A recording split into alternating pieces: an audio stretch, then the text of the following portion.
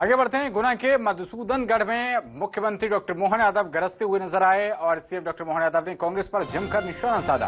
उन्होंने कहा कि कांग्रेस ने चुनाव प्रचार के लिए 200 मौलवी बुलवाए हैं। मौलवी यहां आकर वोट मांगेंगे तो पंडित क्या करेंगे? ये अपने देश में चुनाव हो रहा है या पाकिस्तान में? ये बड़े गंभीर आरोप लगाए हैं मुख्यमंत्री डॉक्टर मोहन यादव ने। दिग्विजय सिंह पर सीएम डॉक्टर मोहन यादव ने तंज कसा। उन्होंने कहा कि न तुम राम के न राष्ट्र के हो और राज्य का पहले ही बंटाधार कर दिया। सीएम डॉक्टर मोहन यादव ने दिग्विजय की तुलना जो है वो रावण से कर डाली।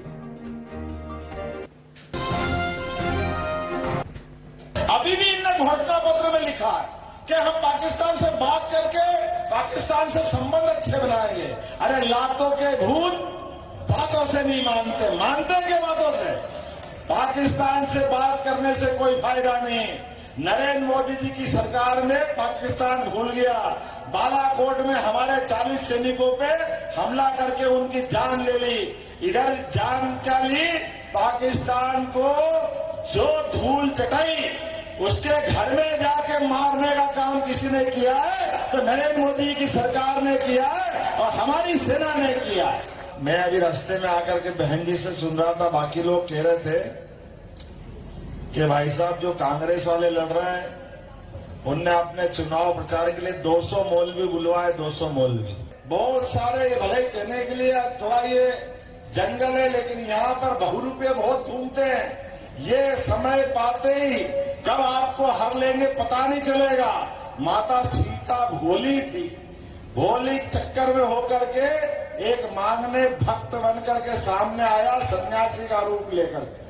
नकली रावण, नकली बाबा जी बन के आया कि नहीं आया था?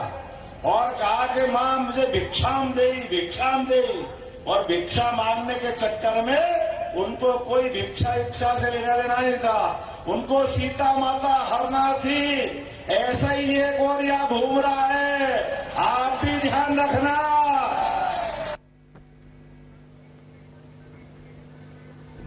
कांग्रेस वाले लड़ रहे हैं, उनने अपने चुनाव प्रचार के लिए 200 मौलवी बुलवाए। 200 मौलवी। अब ये मौलवी आकर के चुनाव में वोट मांगेंगे तो यहां पंडितों ने क्या करेंगे? मेरे पल्ले नहीं पड़ रहे हैं। ये अपने देश में चुनाव हो रहा कि पाकिस्तान में हो रहा, ये भी निश्चित करना मुश्किल पड़ेगा, क्योंकि भाई साहब सामने वाले के मानते ही नहीं है। उनको लगता है कि बाकी लोग रोटी खाते ही नहीं। कहने के लिए वो कहते हैं हम रघुवंश से जुड़ते हैं।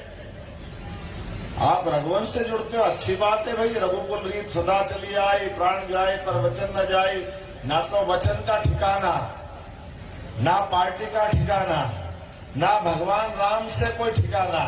आप बताओ, किसी ने भी भगवान राम के मंदिर के समय, उद्घाटन के समय माननीय भाई साहब को देखा था जो आपसे हाथ जोड़ करके कांग्रेस के प्रत्याशी बन के घूम रहे हैं? किसी ने देखा हो तो बता देना।